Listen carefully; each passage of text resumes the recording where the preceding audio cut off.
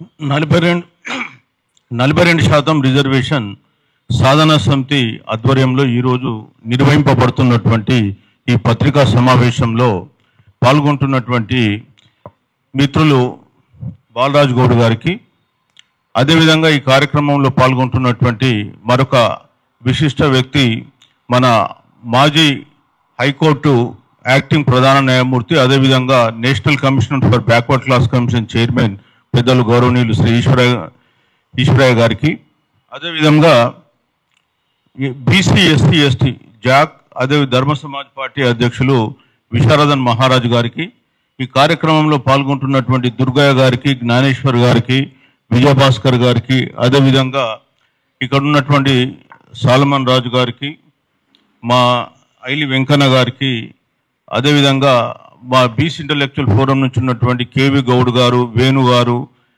శ్రీకాంత్ గారు, ఇంకా ఇతర పెద్దలు ఉన్నారు.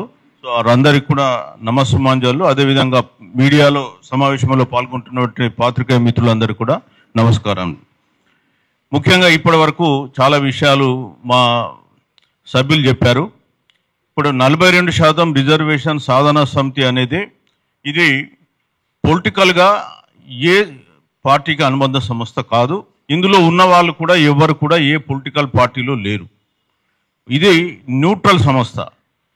ఇది మేము స్వచ్ఛందంగా న్యూట్రల్గా ఉండి 42% రిజర్వేషన్లు, ఆ తర్వాత బీసీలకు రాజ్యాధికారం అల్టిమేట్ అనేటువంటి ఒక గోల్తో ముందుకు పోతున్నటువంటి సంస్థ. సో ఈ సంస్థ మొన్న ఒక పిలుపునివ్వడం జరిగింది ఇందిరా పార్క్ వద్ద ఒక మహాధర్నా అని 24వ తేదీ. ఆ పిలుపుకు మేము ఇచ్చినటువంటి 4-5 డేస్లోనే ఎక్కడెక్కడి నుంచో రాష్ట్రంలో నలుమూలల నుంచి, ఆదిలాబాద్ అడవుల నుంచి, ఖమ్మం అడవుల నుంచి, అదేవిధంగా ఇక్కడ పాలమూరు అడవుల నుంచి కూడా చాలామంది ప్రజలు స్వచ్ఛందంగా రావడం జరిగింది. సో మరి ఇవాళ ఈ రిజర్వేషన్స్ ఇష్యూ 42% అనేది ప్రజలలో మారుమూల ప్రాంతాలకు కూడా చొచ్చుకొని పోయిందని చెప్పక తప్పదు. సో మరి అందుకే ప్రజలు పెద్ద ఎత్తున వచ్చి ఆ సభను విజయవంతం చేశారు. మేము ఆ రోజే మా కార్యాచరణ ప్రణాళిక ప్రకటిస్తామనుకున్నాం, కానీ ఆ రోజు ఉన్నటువంటి వర్క్ ప్రెషర్లో మేము ఆ రోజు పూర్తిగా దాన్ని మీ అందరు కూడా విశదీకరించలేకపోయినాం. ఈరోజు మీకు మళ్ళీ ఒకసారి మాది యాక్షన్ ప్లాన్ మీ ముందు ఉంచుతాం. మొదటి నుంచి కూడా మేము కోరుతుంది ఏంటంటే 9వ షెడ్యూల్లో మాత్రమే ఈ 42% రిజర్వేషన్ను చేర్చినట్టయితేనే దానికి రాజ్యాంగపరమైన రక్షణ ఉంటుంది, ఇది కోర్టులలో పరీక్షలకు తట్టుకొని నిలబడుతుంది అని. కానీ కొంతమంది పెద్దలు ఎప్పుడైతే రాష్ట్ర ప్రభుత్వం మార్చి 17 రోజు 2 బిల్లులు పెట్టి, ఒక దాంట్లో విద్యా ఉద్యోగాలు, దాంట్లో బీసీలకు 42, ఎస్సీలకు 15, ఎస్టీలకు 10, మొత్తం 67% రిజర్వేషన్ బిల్లు పెట్టారు. దాన్ని అసెంబ్లీలో పాస్ చేసి గవర్నర్ ద్వారా అది కేంద్రానికి ఏప్రిల్ 7కు పోయింది. ఈ బిల్లు ఇక్కడ పాస్ కాగానే బయటకు వచ్చేసి జీవోల ద్వారా సరిపోతుంది, 9th షెడ్యూల్ అవసరం ఏంటి అనే ప్రశ్న లేవదీసింది. ఆ సందర్భంలో మేము తమిళనాడు నుంచి కాన్స్టిట్యూషనల్ ఎక్స్పర్టు, అదేవిధంగా రాజ్యాంగ నిపుణుడు, రాజ్యసభ మెంబరు, డిఎంకే పార్టీకి చెందినటువంటి విల్సన్ గారిని తీసుకొచ్చి ఇక్కడ ఒకటి వర్క్షాప్ నిర్వహించడం జరిగింది. ఆ వర్క్షాప్లో వారు చాలా స్పష్టంగా చెప్పారు. ఆ రోజు వర్క్షాప్లో 3 జ్యుడిషియల్ మెంబర్స్, అంటే చట్టం తెలిసిన వ్యక్తులు ఉన్నారు. ఒకతను విల్సన్ గారు ఉన్నారు, అదేవిధంగా ఈశ్వరయ్య గారు ఉన్నారు, అదేవిధంగా మాజీ అడ్వకేట్ జనరల్ ప్రసాద్ గారు కూడా ఇందులో పాల్గొనడం జరిగింది. సో అందరూ కూడా యునానిమస్గా చెప్పింది ఒకటే, మనము కేవలం యాక్ట్ల ద్వారా, జీవోల ద్వారా ఈ 42% రిజర్వేషన్ బీసీలకు సాధ్యం కాదు, కేవలం 9వ షెడ్యూల్ ద్వారా మాత్రమే సాధ్యమని చెప్పి వాళ్ళందరూ చెప్పడం జరిగింది. సో అదే విషయాన్ని మేము అప్పటి నుంచి ఇప్పటిదాకా చెప్తూ ఉన్నాం. మొదలేమో జీవోలు కావాలన్నారు, జీవోలకు ఏం జరిగిందో హైకోర్టులో చూశారు. ఇప్పుడు వచ్చి ఏమంటున్నారు, రాజ్యాంగ సవరణ. మేము చెప్తున్నాం రాజ్యాంగ సవరణ అంటే ఈవెన్ 42% రిజర్వేషన్ 9వ షెడ్యూల్లో పెట్టాలంటే కూడా రాజ్యాంగ సవరణ కావాలి. 76వ రాజ్యాంగ సవరణ జరిగిన తర్వాతనే తమిళనాడులో అది 9వ షెడ్యూల్లో పెట్టడం జరిగింది. తర్వాత ఇప్పుడు కూడా మనకు రాజ్యాంగ సవరణ అవసరం కాబట్టి ఇది కేంద్రానికి పంపడం జరిగింది. కేంద్రంలో క్యాబినెట్ ఆమోదించి లోక్సభలో రాజ్యసభలో పాస్ అయిన తర్వాత రాష్ట్రపతి గారు ఆమోద ముద్ర వేస్తే అప్పుడు ఇది 9వ షెడ్యూల్లోకి పోతుంది. సరే, దాని తర్వాత ప్రొసీజర్ వేరే ఉంది, 31C 31B అదంతా కూడా ఇక్కడ జరుగుతున్నటువంటి దాని గురించి చెప్పొచ్చు. కానీ ఇక్కడ మనకు కావాల్సింది ఏంటంటే 9వ షెడ్యూల్ రక్షణ కావాలి. మళ్ళీ ఈ మధ్య కొంతమంది మీడియా ముందుకు వచ్చి 9వ షెడ్యూల్లో పెట్టిన రక్షణ రాదు, గతంలో పెట్టినవి కూడా పోతుంది అనేటువంటి ఒక వాదన తీసుకురావడం జరుగుతుంది. సో దాని గురించి కూడా మేము గతంలో క్లారిఫై చేసినాం. ముఖ్యంగా 9వ షెడ్యూల్లో పెట్టినంత మాత్రాన మేము రివ్యూ చేయకుండా ఊరుకోమని చెప్పేసి 2007లో సుప్రీంకోర్టు జడ్జిమెంట్ ఏదైతే ఉందో ఆ జడ్జిమెంట్కు అనుబంధంగా కూడా మేము కొన్ని విషయాలు చెప్పడం జరిగింది. ముఖ్యంగా ఏంటంటే ఇప్పటి వరకు 9వ షెడ్యూల్లో 284 చట్టాలు పెడితే ఏ ఒక్క చట్టం సుప్రీంకోర్టు కొట్టేయలే. అంటే మన చట్టం కూడా కొట్టేయదు అనేది 100% ఒకటి, కొట్టేయచ్చేమో అని కొందరు అనొచ్చు. సో దానికి కూడా ఏంటంటే మనం చెప్పేది, తమిళనాడు వాళ్ళు 9వ షెడ్యూల్లో పెట్టుకున్నారు, 1984 నుంచి ఇప్పటిదాకా దాన్ని ఎంజాయ్ చేస్తున్నారు. ఇక్కడ మనం ఏమంటున్నామంటే EWS reservation case Janhit versus union of India కేసులో ఏదైతే బెంచ్ కూర్చొని జడ్జిమెంట్ ఇచ్చిందో ఆ జడ్జిమెంట్లో దినేష్ మహేశ్వరి అనేటువంటి ఒక జడ్జు ఎవరైతే ఈ జడ్జిమెంట్ రాశారో అతను ఏమంటాడంటే 50% సీలింగ్ అనేది రాజ్యాంగ మౌలిక సూత్రం కాదు, దాన్ని రిలాక్స్ చేయొచ్చు అన్నాడు. కాబట్టే ఇవాళ మన రిజర్వేషన్ ఇష్యూస్ అనేది 50% సీలింగ్ అనేది మౌలిక సూత్రం కిందికి రాదు, కాబట్టి మనకు రక్షణ ఉంటుందని చెప్పేసి మేము మొదటి నుంచి చెప్తున్నాం. అదేవిధంగా విల్సన్ గారు కూడా ఆ విషయాన్ని గతంలో స్పష్టంగా చెప్పడం జరిగింది. సో మళ్ళీ చెప్తున్నాం ఏంటంటే దయచేసి ప్రజలను కన్ఫ్యూజన్ చేయకండి. రెండోది రాజ్యాంగ సవరణ కావాలని మళ్ళీ మాట్లాడుతుంది. రాజ్యాంగ సవరణ అంటే ఆర్టికల్ 16(4)లో ఏదైతే ఇందిరా సహాని కేసు కానీ అంతకుముందు బాలాజీ వర్సెస్ స్టేట్ ఆఫ్ మైసూర్లో 50% సీలింగ్ పెట్టినారో ఆ సీలింగ్ను సవరించాలంటే భారతదేశం మొత్తం కులగణన జరిగి డాటా వచ్చి ఆ డాటాలో ఏ కులాలు నిజంగా వెనుకబడ్డాయని మనం కంప్లీట్గా ఎంపరికల్ డాటా కానీ మన దగ్గర ఉంటే తప్ప మనం దాన్ని మార్చడానికి వీలు లేదు. మార్చినా కానీ రేపు తెల్లారి కోట్ల ఇబ్బందులు అయితే. అందుకనే తెలంగాణకు స్పెసిఫిక్గా మనం మాట్లాడదాం, 9th షెడ్యూల్లో ఇంక్లూడ్ చేసుకోవాలని చెప్పేసి నేను ఈ సందర్భంగా తెలియజేస్తున్నాను. ఒకటి. రెండోది, మేము ఆల్ పొలిటికల్ పార్టీస్ కూడా రిక్వెస్ట్ చేస్తున్నాం ఏంటంటే ఇప్పుడు శీతాకాల సమావేశాలు రాబోతున్నాయి. ఈ డిసెంబర్లో శీతాకాల సమావేశాలు స్టార్ట్ అవుతాయి. సో దయచేసి ఈ శీతాకాల సమావేశాల్లో తెలంగాణ నుంచి వచ్చినటువంటి బిల్ నంబర్ 3, బిల్ నంబర్ 4 రాష్ట్రపతి దగ్గర పెండింగ్లో ఉంది. దాన్ని కేంద్ర కేబినెట్ దాన్ని పరిశీలించి ఆమోదించి ఈ చట్టసభల్లో అంటే లోక్సభ రాజ్యసభల్లో ఈ సమావేశాల్లో పెట్టాలని చెప్పి కోరుతున్నా.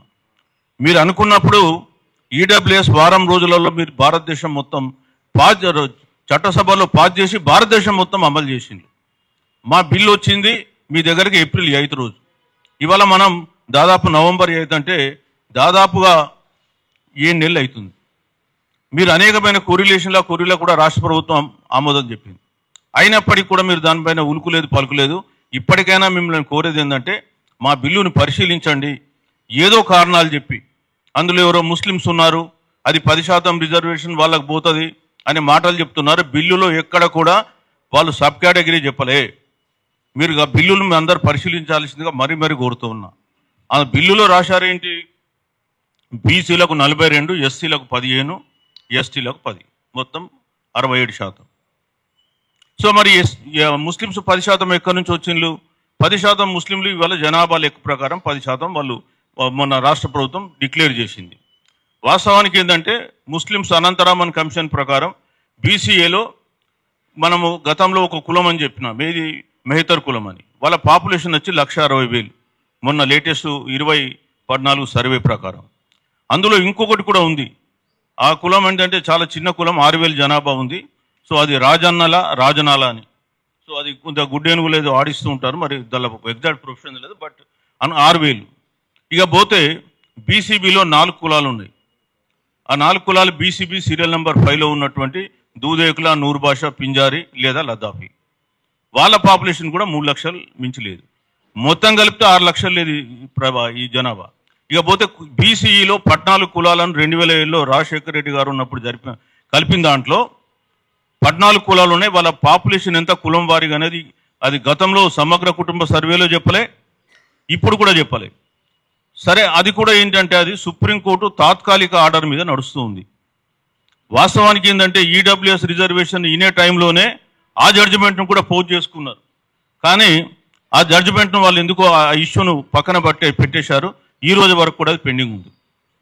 సో మేము కోరుతున్నది ఏంటంటే మీరు ఒకవేళ ఇంప్లీడ్ కావాలనుకుంటే ఇంప్లీడే సుప్రీంకోర్టులో దాన్ని తాడోపేడో తేల్చండి. మాకు దానికి సంబంధం లేదు. మీరు ఆ మిషన్ మీద మమ్మల్ని ఆపద్దని చెప్పి కోరుతున్నాం. ఈరోజు బీజేపీ పాలిత అన్ని రాష్ట్రాల్లో కూడా బీసీలలో ముస్లిమ్స్ ఉన్నారు.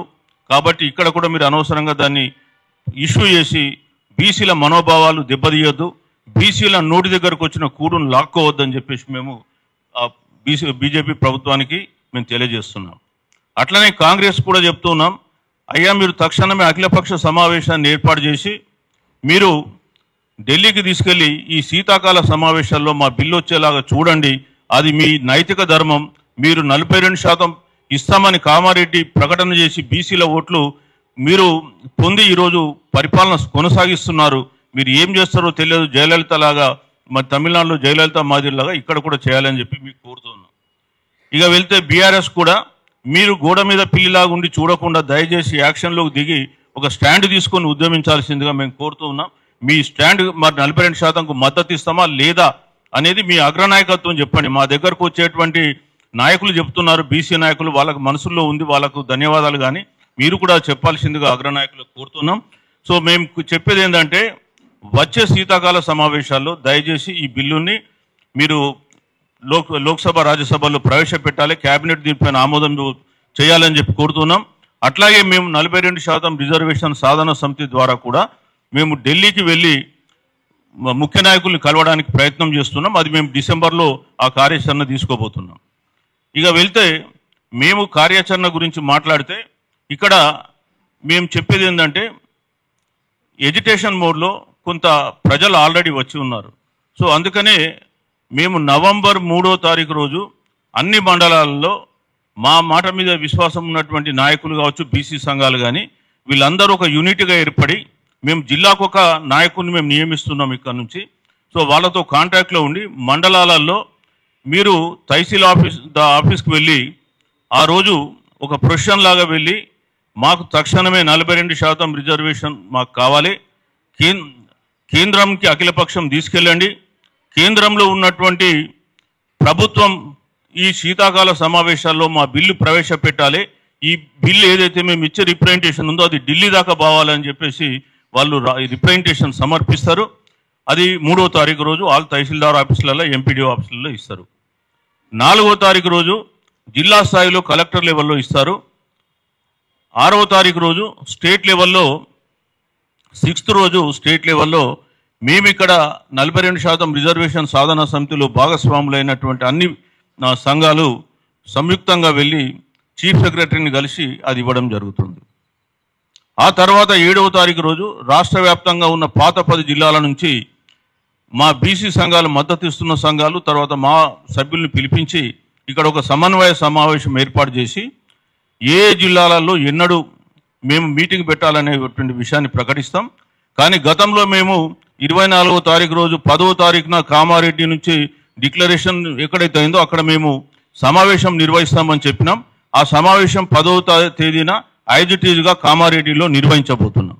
ఆ నిర్వహించబోయే కామారెడ్డి సమావేశంలోనే మేము మిగతా జిల్లాల తేదీలు కూడా ఆ రోజు ప్రకటిస్తామని చెప్పి ఈ సందర్భంగా తెలియజేస్తున్నాం. అట్లాగే మేము అందరికీ చెప్పేది ఏంటంటే అన్ని సంఘాలకు కూడా మీరు ఎవరు కలిసి రావాలనుకున్నా దయచేసి అందరూ కలిసి రండి, మాతో మాట్లాడండి. మా కోఆర్డినేటర్స్ ఉన్నారు, వాళ్ళ నేమ్స్ కూడా ఇస్తాం. వాళ్ళతో మాట్లాడి మనం అందరం కూడా 10th రోజు ఒక పెద్ద మహాసభ మనం కామారెడ్డిలో నిర్వహించుకోబోతున్నాం. సో ఇది రాష్ట్ర ప్రభుత్వానికి, కేంద్ర ప్రభుత్వాలకు కనువిప్పు జరిగేలాగా ఆ మహాసభ నిర్వహించబోతున్నాం. అందులో మీరందరూ భాగస్వాములు కావాలని చెప్పి కోరుతూ ఉన్నాం. మీరు ఇవ్వలగిన 42% రిజర్వేషన్ గురించి రకరకాల సంఘాలు రావచ్చు. మేము ఏ సంఘాన్ని గురించి మాకు అభ్యంతరం లేదు. మీరు ఎక్కడైనా మీరు స్వచ్ఛంగా వెళ్ళొచ్చు.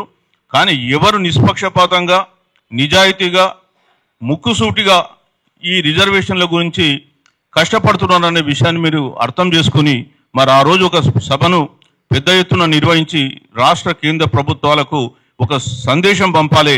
ఖచ్చితంగా కేంద్ర ప్రభుత్వం, రాష్ట్ర ప్రభుత్వాలు దిగొచ్చి వచ్చే శీతాకాల సమావేశాల్లో మన బిల్లు పెట్టి 9వ షెడ్యూల్లో ఆ బిల్లు లోక్సభ, రాజ్యసభలో పాస్ అయ్యి 9వ షెడ్యూల్లో ఇంక్లూడ్ అయ్యేలాగా మన ఉద్యమాన్ని మనం ఉధృతం చేయాలని చెప్పేసి మేము కోరుతూ ఉన్నాం. అదేవిధంగా ఇక్కడ ఇంతటితో ఇది అయిపోదు. ఈ సమావేశాలు ఏంటంటే ఇది కేవలం ప్రజల్ని మేము ఒక